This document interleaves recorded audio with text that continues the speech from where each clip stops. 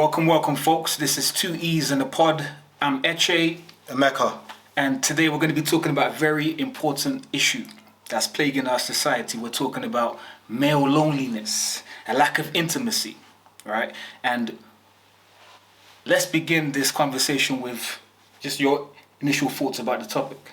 I guess it's when you're looking at sort of intimacy and sort of male loneliness, you have to now sort of break it down to sort of different fraction.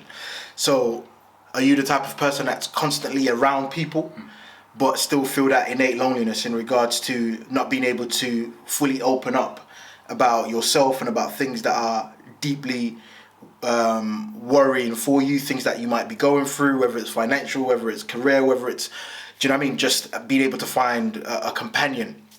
So it's literally understanding what we're talking about when we're talking about loneliness. Are you the type of person that's physically lonely because you don't have a network or people around you?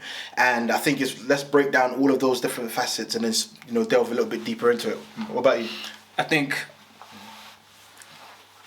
before we even jump into it, just to get your perspective, because one of the stereotypes is that men don't talk. Yeah. Right? So to what extent does that, or did that apply to you throughout did you have those people you could actually open up to in times of difficulty?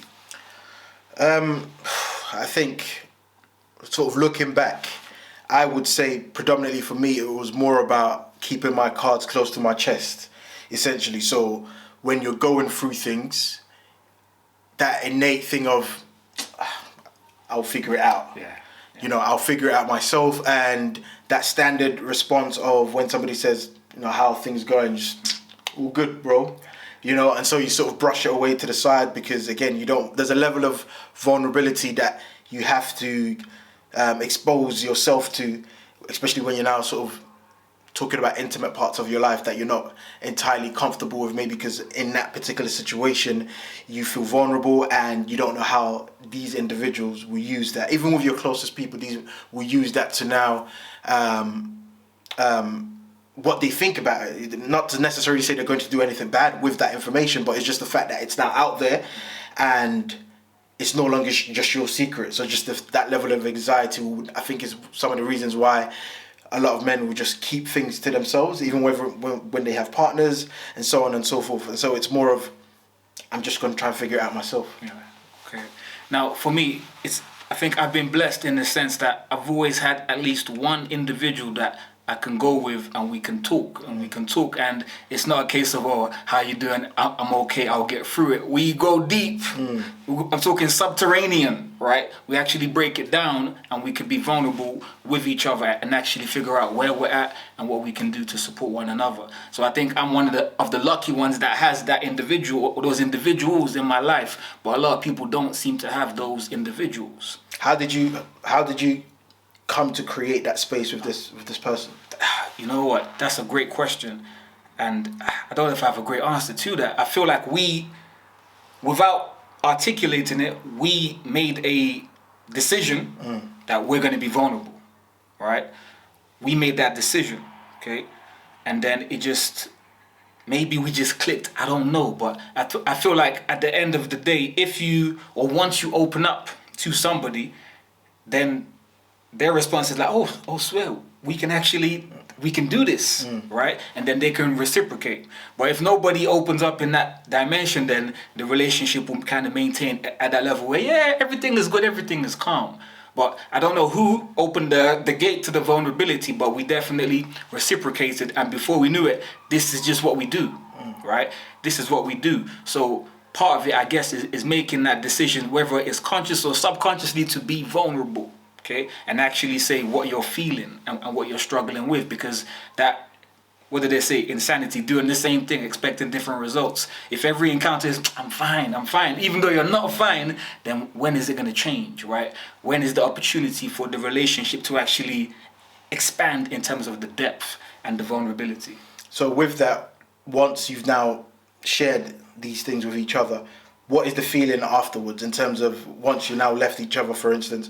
How are you feeling? Are you feeling like, I'm glad I got that off my chest, and then it gives you the impetus to now move forward and try and find solutions to whatever that issue is? Or just what is the sense that you get once that sort of interaction is done? I think one of the key aspects is in having these conversations, you realize at the end of the day, even though we have different fingerprints, the struggles that we're going through, they're pretty much the same, right? So there's going to be an overlap, or you can empathize, or you saw yourself in that particular situation, or perhaps they have a unique insight in terms of the angle that they're breaking it down from, because you can only see it one way, but they might have an interesting piece in terms of the response. Or it could be a case whereby you just needed someone to actually listen to what you're saying, right? So it's not every conversation that actually needs a solution. Maybe sometimes you do, but sometimes it might be a case where you just want to actually express some frustration or what happened to you or what you're going through. Yeah. Right? I think that makes sense. Because like you said, it's not always about what is the outcome of this particular conversation, but in terms of just the process of talking. And having that deeper understanding of, okay, you know what, somebody else is going through this. Somebody else is actually just listening, because that's what a lot of people say, is like they just want that ability to be able to share something and know that somebody's listening to what they have to say, and then from there, whatever will be, you know? Yeah. And you know what? One thing that I think is making the problem worse, ironically, is the fact that we're so much more connected digitally and online, that's actually eroding physical connections. Yeah. Text message, there's no life in the text message, right? There's no, as much as you might do a smiley, seeing that face is a whole different situation, especially in a three-dimensional situation. So the fact that we're more socially connected together, we've got more friends and followers than ever before, but yet we're seeing this crisis of intimacy go in one direction, and it's not a positive direction. So I think it's definitely making the problem worse. Yeah, because one thing that happens is, especially with this sort of social connection through technology, one of the things that we're now looking at and seeing is that even though that we're more connected than ever, it's now putting people off actually being around each other sometimes, especially when it's somebody would rather text on the phone than actually be on the phone. It's like we've just got into that stage where some of that more intimate conversations are not what we want anymore. It's like, you know what, I just want to be by myself and let's just engage in this, because I don't want to now. It's almost as if it's a lot of hard work to now engage in some of those regular type of conversations in terms of being on the phone, and you know, it takes a lot out of people now. It's like when I see things online, it's like, what, why are you calling? Like, just text me, that type of thing. And so that's the habit that we're in, you know, due to social media, due to technology in general. But yeah. And there's something I want to talk about. I guess maybe we could talk about some of the solutions and strategies we've implemented. And this is something that I borrowed from you, right? So something that you mentioned was that you had one of your friendship groups from secondary school, 20 plus years deep. And what is it that you kind of try to establish? I guess it's with that, because once you're at different stages of education, it's like, you know, you have some great friends, and then you really find out how the longevity of that friendship is once that central place that brought you together is no longer there. And then it's like, okay, what's keeping us together? And so, you know, with secondary school, there was, you know, just a handful of people that you are still connected to for all these years. Same thing when you go to college, even less. It's like, okay, I'm in 2 years, boom, I'm out, you know. And then university, again, it's the same thing. It's like 3 years, any real connection there that I'm keeping until further down the line. But for us, it's just understanding that we're going through this journey of life, and we have significant moments where you can now share in our joys and our lows, in terms of understanding I've been there for some of their lows, I've been there for their highs, and vice versa as well, in terms of when things are happening to us. So it's like just being there and knowing that these relationships are not transactional, in terms of because you did for me and then I want this back. This is just a relationship of just love of brothers, essentially. You know. Okay. And one of the things that you did, if I'm correct, is you would schedule these monthly kind of get-togethers, right? And I had to borrow that. I'm like, that's dope. Let's do that. Yeah. So I had like three friends from the year 2000. So again, 20 years deep. Of course, everyone's in different stages of their life, but can we at least commit one day per month to get together and do something? And we had one fantastic run where we did it 12 times in the calendar year, and it was beautiful, right? But you know what? in those instances, often it was, okay, let's go and do this. Let's go and do axe throwing. Let's go and do paintballing or whatever the case may be. Some kind of activity. But the last link up that we did was one of the best of all time. And all we did was we got to the same place and we just chilled. And we just talked. And we remember, this is why we bonded. We don't need talk or social. We don't need this to be engaged. Yeah, it's nice, but we don't need. It's not mandatory. We can just vibe for 3-4 hours. We ate, we talked, we laughed, and then we went home. Right? That's what we need to do. We need more of these interactions. Right?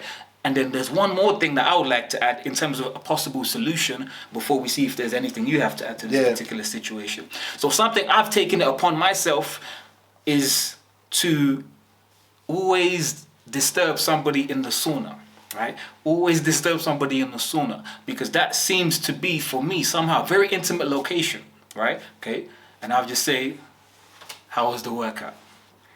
And then the conversation, more times than not, I would say for me, 9.5 times out of 10, we end up talking about something deep, right?